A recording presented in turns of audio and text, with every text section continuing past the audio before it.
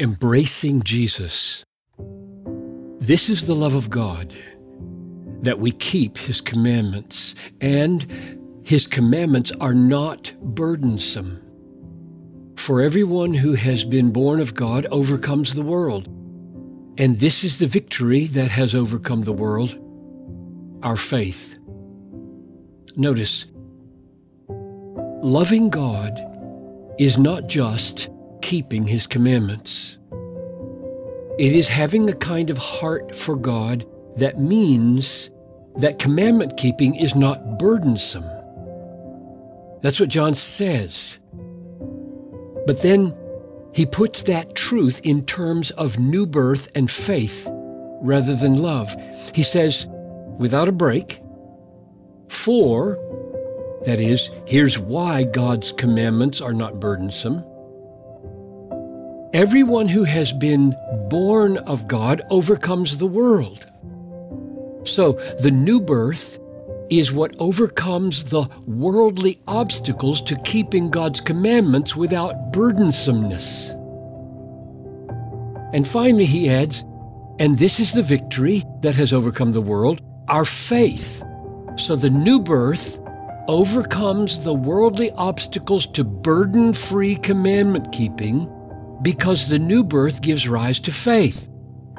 So the miracle of new birth creates faith, which embraces all that God is for us in Christ as supremely satisfying, which makes obedience to God more desirable than the temptations of the world.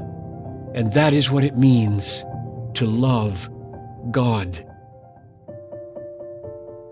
The 18th century pastor and theologian Jonathan Edwards wrestled with this text and concluded, saving faith implies love.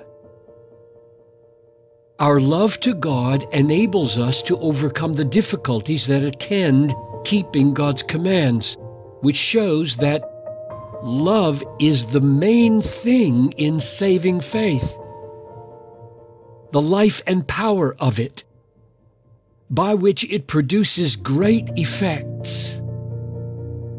I think Edwards is right, and that numerous texts in the Bible support what he says.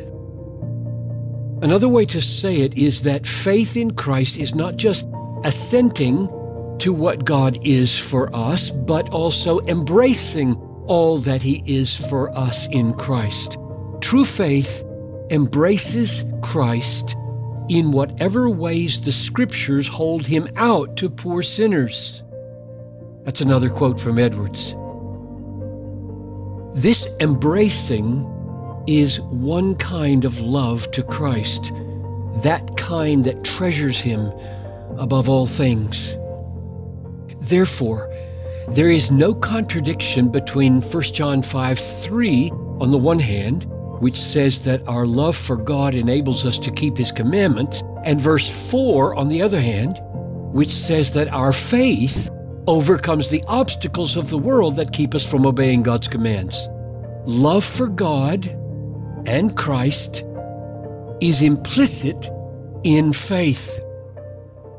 John then defines the faith that obeys as the one who believes that Jesus is the Son of God. This faith is embracing the present Jesus as the glorious divine person that He is, the Son of God. It is not simply assenting to the truth that Jesus is the Son of God, because demons assent to that. They cried out, "What have you to do with us, O Son of God? Have you come here to torment us before the time?" Matthew 8:29. Believing that Jesus is the Son of God means embracing the significance of the truth, the value of the reality. It means being satisfied with Christ as Son of God and all God is for us in Him. Son of God means that Jesus is the greatest person in the universe alongside His Father. Therefore, all He taught is true, and all He promised will stand firm, and all His soul-satisfying greatness will never change. Believing that he is the Son of God, therefore, includes banking on all this and being satisfied with it.